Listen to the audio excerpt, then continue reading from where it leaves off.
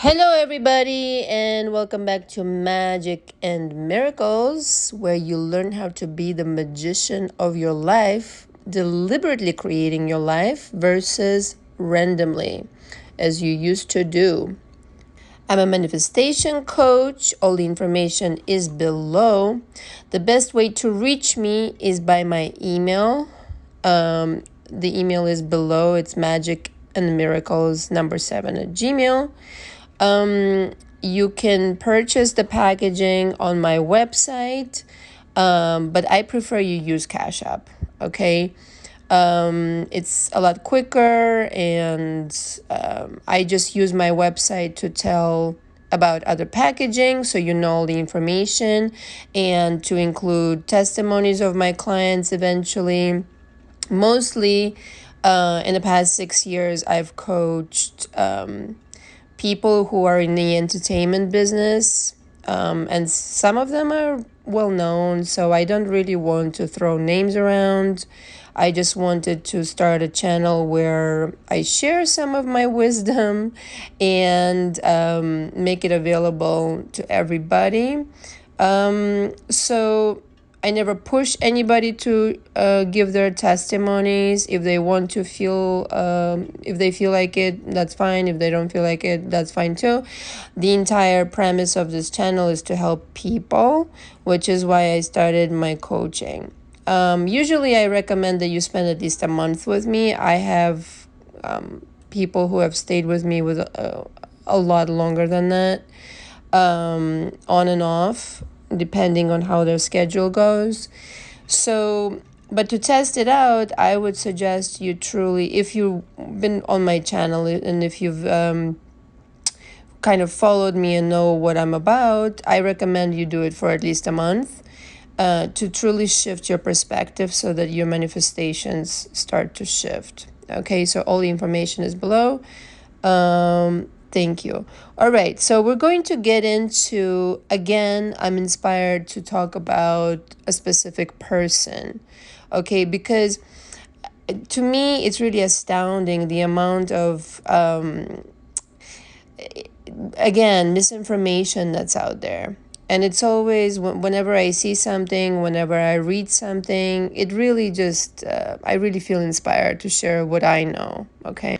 So I hope I get this point across with you, and I think this video will be titled How to Create a Version That's Madly in Love with You, or something to that effect. And here's the deal. Okay, so if you don't understand the premise of parallel realities, right off the bat, it's going to be difficult for you to understand, and it's going to seem like it's very difficult. And also coupled with, okay, if you don't understand that the universe is all you and it's all a mirror, it's just mirroring back to you what you've created, nothing else. And it's mirroring back to you who you are, who you think you are. You are God. But then who you think you are at that moment is outpictured in people, circumstances, and all that stuff. Now, don't you think that if you created this shitty version or this shitty circumstance with this person, don't you think that you're also capable of doing the reverse? It's like Neville says, Neville Goddard, if you have a fucked up vessel, I don't remember what the adjective he uses. If you've messed something up, essentially, don't discard it. Change it. Don't discard it. Don't say, this is why, what, like when you see these like Instagram posts or Facebook posts or whatever posts, like, he's no good and you deserve better, and you know what, if a man wants you and he should behave better, and well, honey, what have you created? Is there any accountability in your creation of your world, of your universe? So it's always like a laughing matter of, Look, you can complain for a split minute or you can complain for a long time, but at some point, okay, you need to realize that that's your creation. And the only way you're going to change it, transform it, you know, is by creating something else entirely, and that's all it comes down to. There's nothing else that's going on. This entire world is your thought form. So as long as you're sending out thoughts about this person, if you wake up or whatever, you're in the middle of your day and you're thinking, oh my God, this and that went wrong, and look at this and look at that, congratulations, you just created more of the same. Okay? And if all of a sudden you change your mind just for no reason, for no other reason other than you decided consciously to create something else, and you start thinking loving things about this person, focusing on the stuff that's actually good about them, changing the stuff revising the stuff that you don't prefer, you're now creating a new version of this person. It's not even that you are creating, you are tuning into that reality in which that person, that version already exists. You know what it's like? It's like, okay, so the people who complain, which, listen, I've been there, so which is why I can laugh about it. I'm not judging whatsoever. Trust me, complaining feels good sometimes, but only to a point. At some point, you need to start doing something about it. You know what it feels like when, you've created something and now you're complaining about it. And behind the scenes, the universe has already orchestrated the solution as per your request, obviously, because if you're complaining, you're unhappy, so the universe wants to keep you happy. Parenthesis here, universe is you. Obviously, you want to have yourself happy. And there is already a version that's perfectly aligned with all of your desires. Like all of them. Like even more than you asked for. Okay? And here you are. I want you to have an image. Like you're standing in front of a pile of money. Like there's a mountain of money behind you. And you're standing in front of the money unaware of that pile of money. Money being, your manifestation. Let's just use money as an example. And you're like complaining about all of it. And all you have to do is shift perspective and turn around in the direction of your dream, in the direction of your manifestation, and get a load of the fucking pile of money that's in front of you. Okay, the mountain of money that is your manifestation. You look ridiculous doing that. Because the minute that you wished for it, it came true.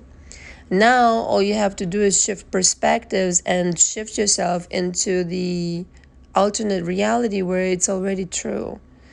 It was always already true. Okay? And the other part of it is, of course, you need to have self-love.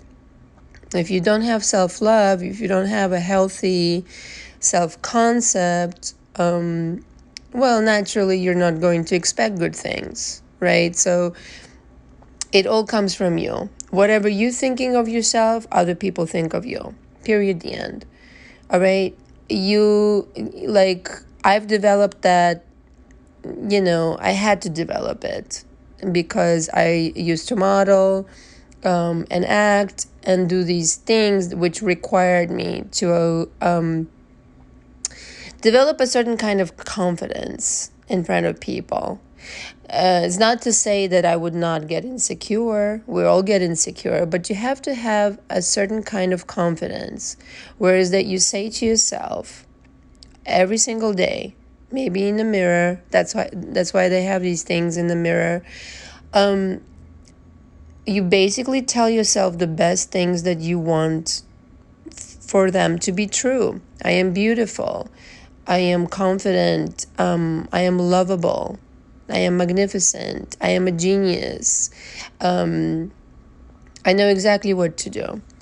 And these are not just, like, I don't know how to say, it's not being a narcissist. It's infusing yourself with the confidence that you are worthy of your dreams, that you are worthy of your manifestations, because most people don't have that, which is why they create mediocre creations. They don't think they deserve that. They think very poorly of themselves. Whereas if they thought they were beautiful and worthy and wonderful and a genius, then naturally they would attract different things. Now, this is crucial, everybody.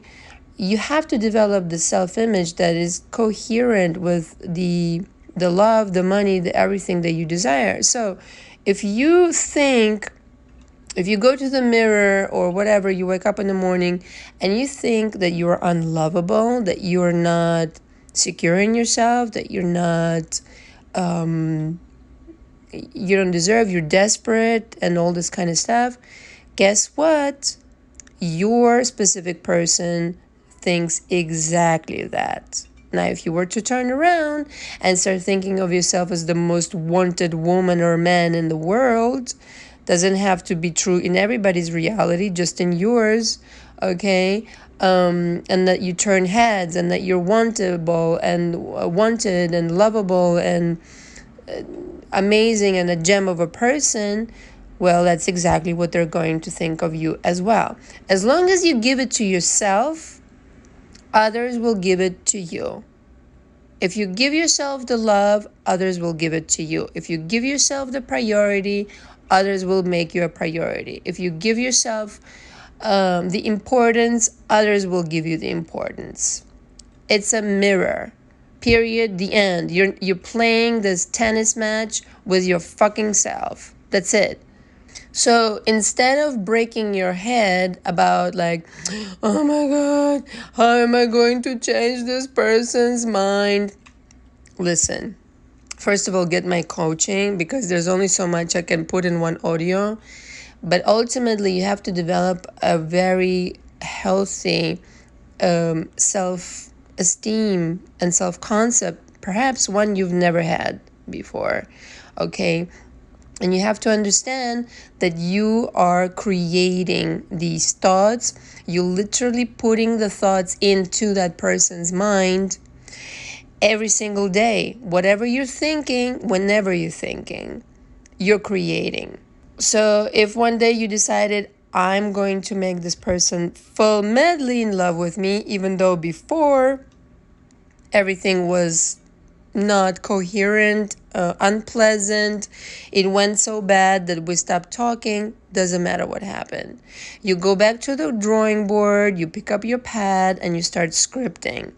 I know I sound like a broken record, but it's because this is how it works. Okay, nobody's going to do your work for you. You're going to have to start to claim responsibility for the creations in your life. Okay, and to really understand that it's you who created it. Nobody else did. Like, nobody else did. Okay, I'm going to stop here. All the information is below. Thank you so much for listening. Until next time. Ciao, ciao.